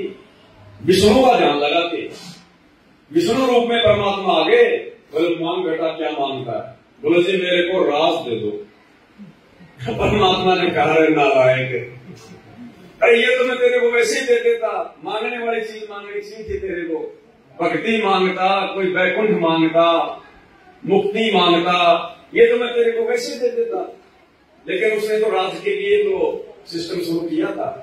तो कहते हैं राज्य प्राप्ति के लिए भी गुरु ने जिस लगन से भगवान की प्राप्ति करी, भगवान में ध्यान लगाया, कसक लगाई, आज आप और हमारे अंदर तो सतलोक के लिए भी वो कसक नहीं है उसके जितनी भी। इसलिए परमात्मा कहते हैं महापुरुषों की जीवनी को देखकर विचार करो, तुम्हें तो वो भक्ति धन मिल गया जिसके लिए लोगों ने लाखों साल जंगलों में शरीर गाड़ दिया और फिर परमात्मा के छाया के भी दर्शन नहीं हुए, तुम्हारे सामने तो साक्षात आके प्रकट हो गया। तो भाई और बहनों, भक्ति को प्राथमिकता हमने अंत तक देनी पड़ेगी। धोरू जैसी आस नहीं, प्रहलाद जैसा विश्वास नहीं। प्रहलाद भगत के जैसा विश्वास चाहिए परमात्मा की प्राप्ति के लिए, जिसके विश्वास को देखकर भगवान को भी नरसिंह रूप धारण करके आना पड़ा। 84 बार भगत प्रहलाद को घोर यातनाएं दी गई उसके बाप के द्वारा, हिरण्यकशिपु के द्वारा। कभी ऊंचे पहाड़ से नीचे फेंक दिया, नीचे परमात्मा ने फूलों की सेज बिछा दी, जंगल में बियाबान में सर्पों के बीच में डाल दिया। उसको प्रहलाद को जब होश आया तो देखा सांप, बहुत सारे सांप फण से उसके ऊपर छाया करके खड़े हैं, उसके चेहरे के ऊपर छाया कर रखे हैं सांप।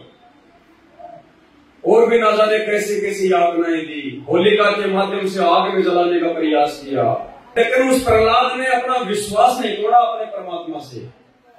और यही बात भगवान कहते हैं कि अगर भक्ति सफल करनी है तो भक्ति चाहे थोड़ी कर लो, सबसे पहले मर्यादा और विश्वास। कह कबीर सुनो भाई साधो मैं तो हूं, विश्वास जरूरी है।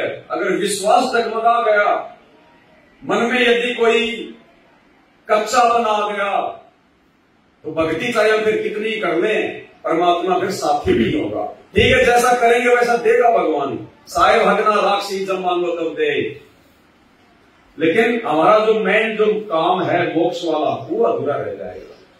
तो हमें विश्वास भी करना पड़ेगा आज हमारे गुरु जी के ऊपर। और विश्वास ना करने के लिए कोई जगह छोड़ी नहीं गुरु जी ने। ऐसी कौन सी वो बात है, कौन सा वो प्रमाण है जो परमात्मा ने हमारे सामने ना रखा हो। जो मंत्र दे दिए, मंत्रों को उन्होंने साबित कर दिया, महापुरुषों की जीवनी से, उनकी पुस्तकों से साबित कर दिया कि भाई देखो ये लिखे हुए हैं और इन्होंने भी यही मंत्र जाप किए, वो गवाही दे रहे हैं। गीता में दिखा दिया, वेदों में दिखा दिया, दूसरे धर्मों की धर्म पुस्तकों में दिखा दिया। और उसके बाद जो भगवान के जो गुण होते हैं उनके शरण में आने के बाद में जो सुख मिलते हैं वो सुख दे दिए गुरु जी ने, जो लाख जन्म में भी हम लोग नहीं प्राप्त कर सकते थे। हमारे दादे परदादा खेतों में हल चलाते चलाते मर गए, पूरी जिंदगी एक जोड़ी कपड़ा और एक जूती। और आज भगवान ने देखो कैसे अपने भक्तों को हाथों पे रखा हुआ है। ये दुनिया आज जितनी सुख सुविधाओं में जी रही है ना, भौतिक सुख सुविधाओं में, ये परमात्मा के कारण है। सतगुरु रामपाल जी भगवान के कारण है, धरती पर उनकी उपस्थिति के कारण है जो इतने सुख दुनिया भोग रही है। गुरु जी कहते हैं जब जो किसान होता ना, किसान जब खेत के अंदर बीज वो डालता ना खाद, तो जो खरपतवार होती है ना वो भी फसल के साथ साथ में उगती है। उस खाद का फायदा वो खरपतवार जो है बराबर उठाती है और फसल से भी अच्छी तरीके से वो जो है तरोताजा होती है, फसल से भी ज्यादा। तो इसी प्रकार भगवान आया अपने भक्तों के लिए, भगवान भक्ति दे रहा है, धार्मिक मतलब यज्ञ करवा रहा है। हम अपने घरों में जो 500 यज्ञ कर रहे हैं इसका फायदा आड़ोसी पड़ोसियों तक को मिलता है, पूरे ब्रह्मांड को मिलता है। परमात्मा कहते हैं खंड खंड में आरती गाजे, सकलमयी हरि ज्योत विराजे। भगत जब अपने आरती करता है ना तो सारे लोकों में वो आरती की आवाज गूंजती है, खंड खंड में आरती गाजे। हमारी आरती की आवाज ऊपर के लोगों में गूंजती है मीठी मीठी, और वो देवता लोग भी ऊपर के वो भी ये सोचते हैं कि भाई धन्य है भाई ये आत्माएं जो इस समय धरती पर जिनको मानव जन्म प्राप्त है, जो परमात्मा आया हुआ धरती पे। और सकलमयी हरि ज्योति विराजे, उस परमात्मा की जो ज्योति है, जो उसका नूर है, जो उसकी शक्ति है, सर्व जो है वो ब्रह्मांड में व्याप्त है। तो आप और हमारे को तो प्रहलाद जितना भी विश्वास वर्तमान में हो नहीं पा रहा, इतने सारे सबूत, ये प्रमाण और इतने सारे सुख प्राप्त करने के बावजूद। तो परमात्मा चाहते हैं कि आप लोगों को विश्वास कर लेना चाहिए। अगर जरा भी मन में कच्चापन आ गया किसी भी कारण से, तो भाई फिर बात बिगड़ जाएगी हमारी। काल तो कोशिश करेगा भक्ति छुड़वाने की। आपने दीक्षा ले ली, परिवार में बाकी लोगों ने दीक्षा ले ली, तो वो तो काल का अड्डा है। उनके माध्यम से काल हर प्रकार से आपको दुखी करवाएगा, टॉर्चर करवाएगा, परेशान करवाएगा। लेकिन अगर थोड़ी सी हिम्मत करके अपने गुरु भगवान पे विश्वास करके अगर लगे रहे, भक्ति पर नीची गर्दन करके, दो चार थप्पड़ खा लिए, कोई दिक्कत नहीं, बेइज्जती सहन कर ली। परमात्मा कहते हैं भैया भक्ति के लिए तो ध्रुव पिटा, मीरा पिटी, भगत प्रहलाद पिटा, 650 साल पहले भगवान पिटा, वर्तमान में भगवान मार खा रहा। तो हमें अपना आत्म कल्याण करवाने में 2-4 लाख घुसे खाने में क्या जा रहा है। लेकिन ये वो आत्मा संघर्ष करेगी जिसको ज्ञान समझ में आ जाएगा। तो इतना संघर्ष हमें करना पड़ेगा। रंका बंका जैसा त्याग नहीं, मेरा बाजी जैसा राग नहीं।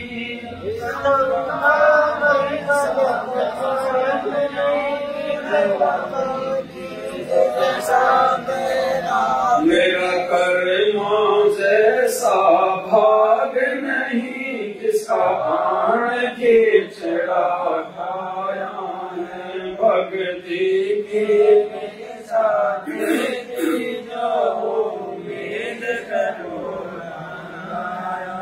सत कबीर द्वारे थारे पर एक दास भिखारी आया है। भक्ति की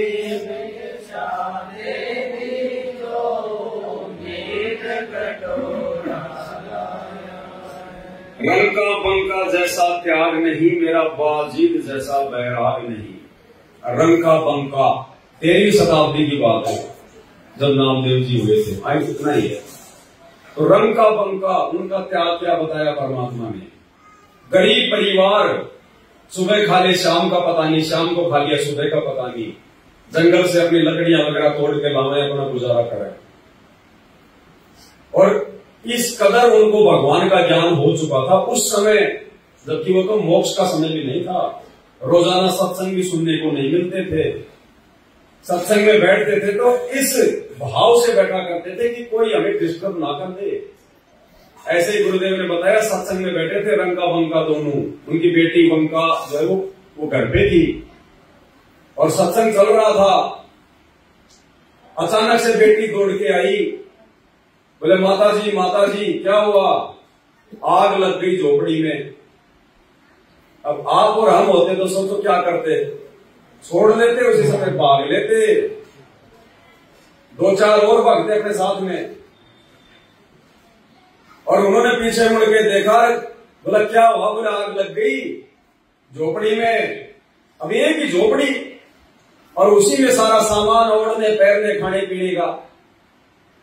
उन्होंने कोई रिएक्शन नहीं दिया। बोला क्या बच गया?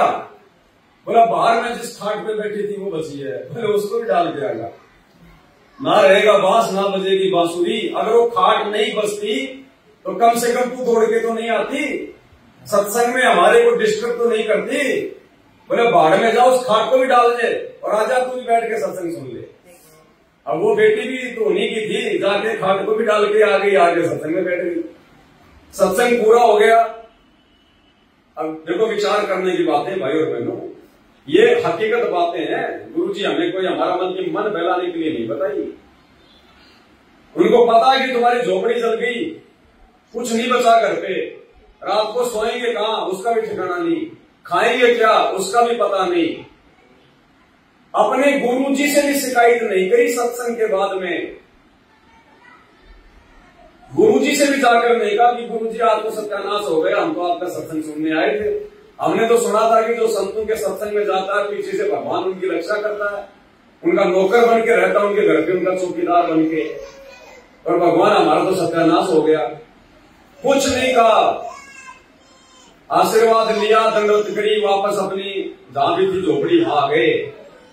और गुरुजी ने बताया, मुक्ति बोध में लिखा हुआ है, वापस आकर और झोपड़ी के आगे जो पेड़ था उस पेड़ की छाया में बैठ गए और नीचे बैठकर तीनों परमात्मा की ही चर्चा करने लगे कि आज तो गुरुजी ने बड़ा जबरदस्त सत्संग सुनाया।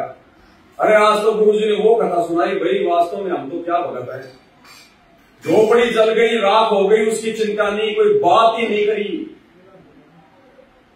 और सत्संग की बातें करते करते रात्रि हो गई, ना भोजन पानी कुछ नहीं, और वही पेड़ के नीचे वही सो गए तीनों। इतना विश्वास अपने गुरु पर।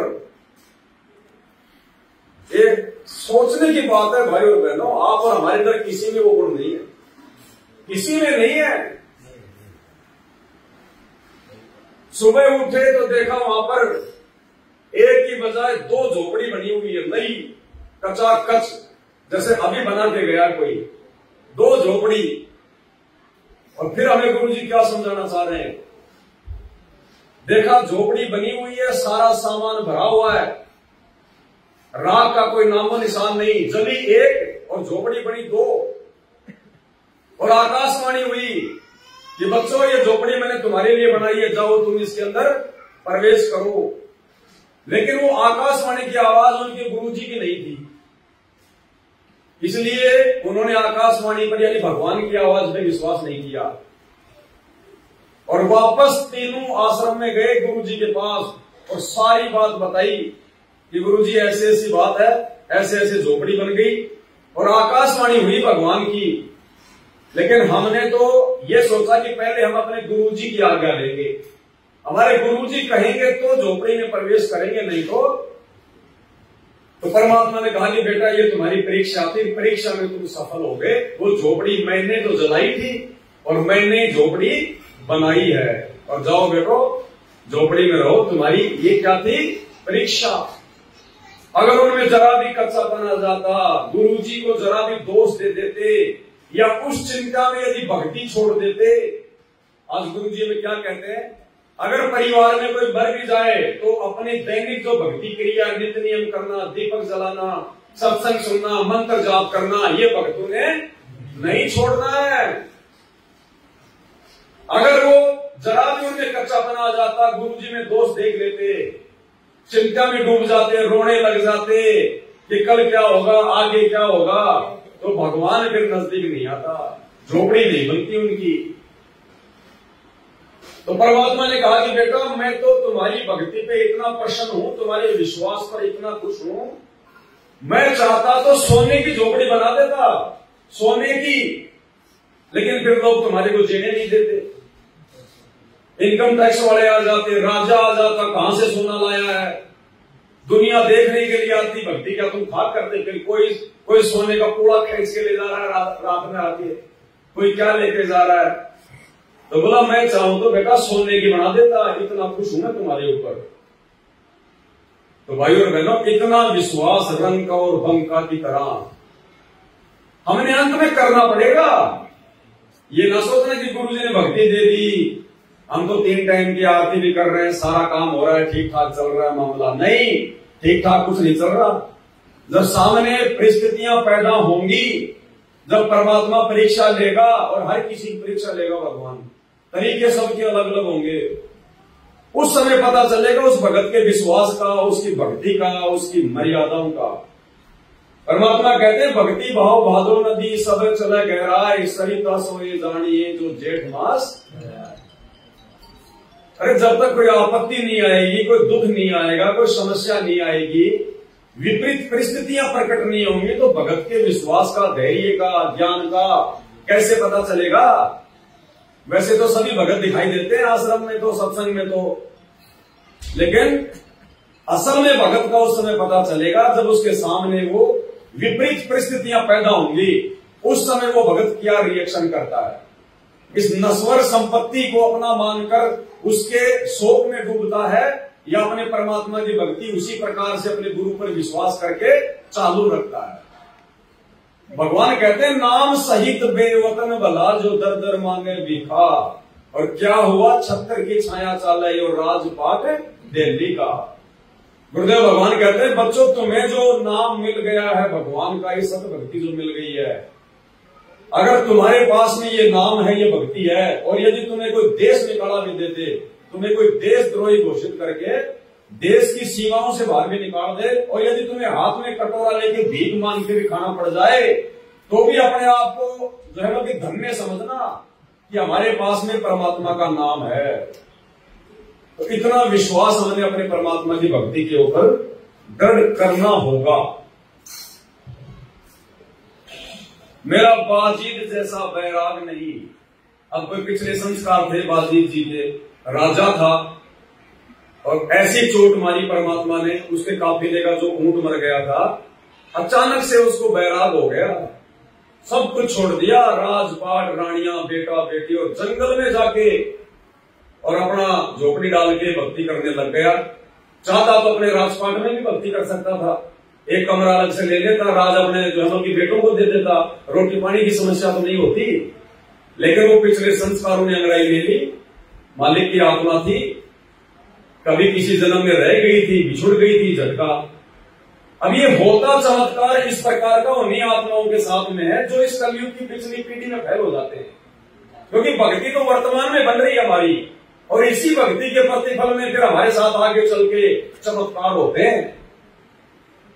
भाई एक बात बताओ, आज लोग विष्णु की भक्ति कर रहे हैं, मंदिर में जा रहे हैं, और उनके घरों में तो सारे के सारे दुख हैं, परेशानियां, संकट हैं, और उसी विष्णु की भक्ति त्रेता में भगत किया करता था प्रहलाद, ना कभी वो मंदिर में गया, उसके साथ में क्यों भगवान ने चमत्कार कर दिया?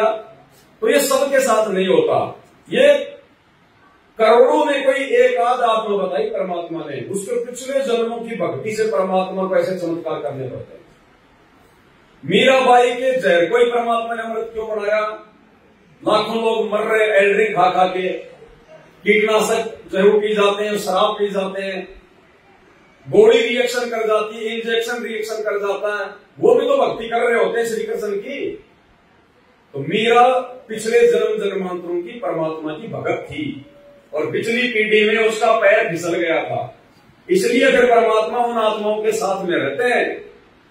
यानी हम भगवान को दुखी करते हैं, फिर इस मोक्ष के टाइम में पार ना होकर हम भगवान को फिर दुखी करते हैं, क्योंकि भगवान ने भक्ति के प्रतिफल में आना पड़ता है, ये उसका नियम है। जो जन मेरी शरण में पाता हूं मैं दास, और गैर गैर लाग्या फिरूं जब तक धरती। आज हमें परमात्मा ने जिस कदर ज्ञान के रंग में रंग दिया है भाई और बहनों, हमें ना तो अपने भगवान को वर्तमान में दुखी करना है, और ना इस भक्ति से पीछे हटके फिर आगे के युगों में भगवान को दुखी करना है, और फिर हम भी फिर वहां दुखी हो जाते हैं। विदुर विदुराणी जैसा सम्मान नहीं, मैं सम्मान जैसा यजमान नहीं, जैसा सम्मान नहीं, मैं सम्मान जैसा यजमान नहीं, और सेवों कुर्बान नहीं, जिसने शीस तुले भक्ति की भिक्षा दे दी जो उम्मीद कटोरा लाया है, सत कबीर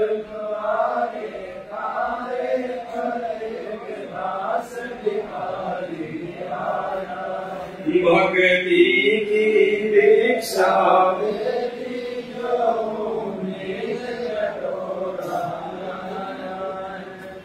विदुर और उसकी पत्नी विदुरानी, नाम तो कुछ और था उसका, अब जैसे कोई पंडित उसकी और को कहते थे पंडिताइन, अब नाम कुछ और होता है। तो जैसा सम्मान उन्होंने भगवान का किया श्री कृष्ण रूप में, क्योंकि जब महाभारत के युद्ध से पहले शांति दूत बनकर श्री कृष्ण जी गए थे, दुर्योधन के पास गए, पांडवों के पास गए, तो दुर्योधन नहीं माना। अब वो उनका रिश्तेदार था और रात को जाए कहां, तो खाना ही था।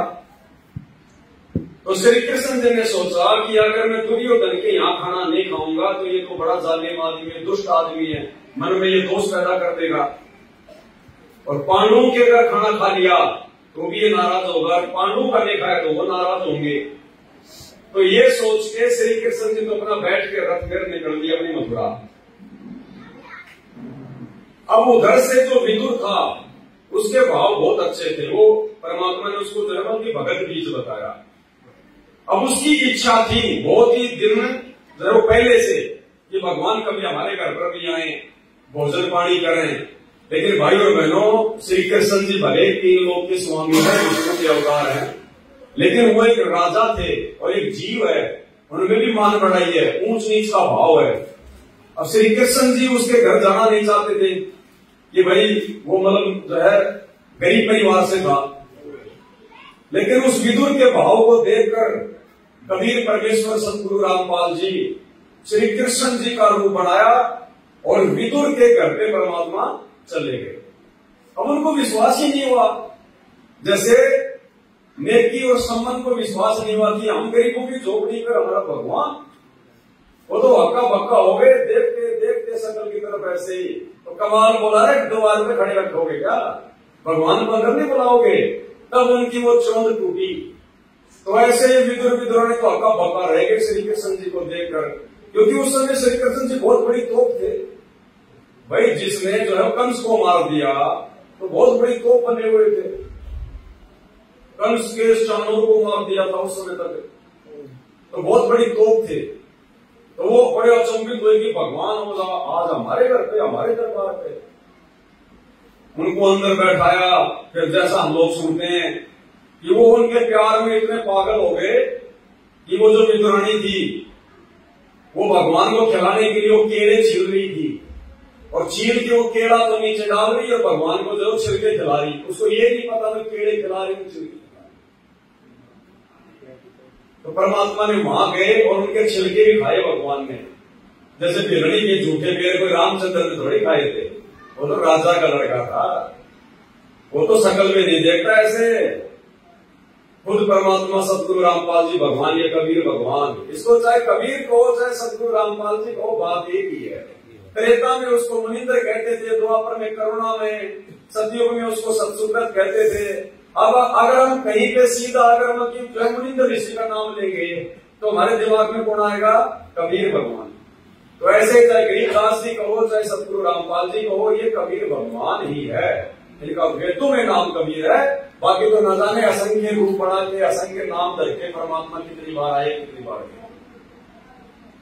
तो परमेश्वर अपनी अच्छी और प्यारी आत्माओं के विश्वास को बनाए रखने के लिए इस प्रकार की लीलाएं करते हैं। विदुर विद्रोणी जैसा सम्मान नहीं, यानी आप और हम तो आज भगवान का इतना सम्मान करने के योग्य भी नहीं है।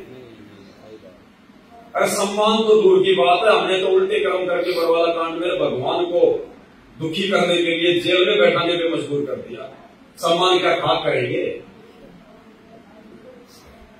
विदुर विद्रोणी जैसा सम्मान नहीं, मैं सम्मान जैसा यजमान नहीं। सम्मान कितना बड़ा यजमान था, अपना बेटा काट दिया भगवान की इज्जत के लिए। अब जानबूझ के भगवान ने परिस्थितियां पैदा की उस समय। सम्मान के भाग्य में अपने बेटे का सिर काटना लिखा हुआ नहीं था। परमात्मा ने बताया ऐसा उसके भाग्य में नहीं था कि वो अपने बेटे का मतलब सिर काटे। परमात्मा ने परिस्थितियां पैदा करी। अरे क्या कोई आपको 1 किलो आटा भी कोई उधार नहीं देगा क्या इतने बड़े गांव में?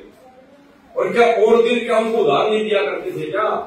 लेकिन जिस दिन भगवान उनके घर पे गए, पूरे नगर में घर घर जाके आ गए, जो भी कुछ उनके पास में था वो गिरवी रखने को तैयार हो गए, लेकिन 1 किलो आटा किसी ने नहीं दिया। क्या संभव है ऐसा?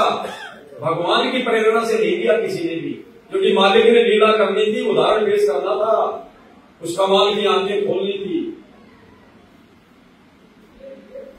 1 किलो आटा भी नहीं मिला और परिस्थितियां ऐसी पैदा हो गई, उनको अपने बेटे का सिर काटना पड़ा कि आज यदि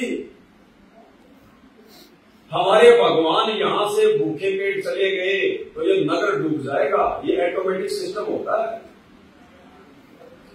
आज तो खैर परमात्मा संत रूप में धरती में प्रकट है, ये मोक्ष का टाइम है। नहीं तो जिस कदर लोगों ने आज भगवान के साथ में जो नाइंसाफी की है ना समझ के, ये सत्यानाश हो जाना था पूरी जगह की धरती का। और देख लेना आने वाले समय में इस हरियाणा में जितनी काल जो है वो तबाही मचाएगा, उतनी कहीं नहीं मचेगी हिंदुस्तान में।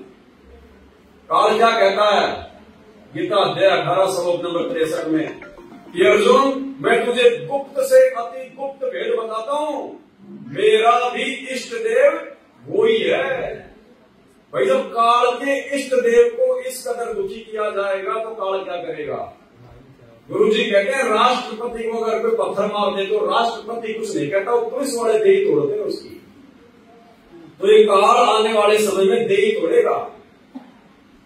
त्राई त्राई माम मचेगी धरती के ऊपर, क्योंकि काल को भी मौका मिल गया कि मेरे इष्ट देव के साथ में ऐसा दुर्व्यवहार, यहाँ पे भूकंप और बाढ़ और अकाल पता नहीं क्या क्या आएगा अभी 2 से 3 साल में। अभी तक तो खाली हम सुन रहे हैं, ये शुरुआत हो चुकी है। तीसरा विश्व युद्ध होगा, टलेगा नहीं। भगवान ने रमणी में लिख रखा है, आवेगा दक्कन से दीवाना काबुल का, काल किलकिलियम गल है तुर्काना। ये तीसरा विश्व युद्ध होगा, भगवान ने लिख रखा है और तबाही मचेगी। ऐसे हिसार जेल में बैठे हुए संत रामपाल जी को कोई परमात्मा नहीं मानने वाला, और ये भगवान है, ये मनवा के छोड़ेगा। जीव का जो स्वभाव है वो होता है कि भगवान ना मानूं, और भगवान का स्वभाव है भगवान मनवा के छोड़ेगा, हराएगा, जीव को औकात याद दिलाएगा परमात्मा। तो उन्होंने अपने गुरु जी की इज्जत के लिए कि कल को यदि राजा के पास में ये बात पहुंच गई तो हमारे गुरु जी को पकड़ के ले जाएंगे, उनकी बेइज्जती करेंगे। और भाई गुरु जी की बेइज्जती अगर हमारे कारण हो गई तो हमारा तो जीवन धिक्कार है, अपने बेटे का सिर काट दिया। तो आज आप और हमारे अंदर अब देख लो उन महापुरुषों के जीवन को देख के हम कितने भक्ति के दृढ़ हैं।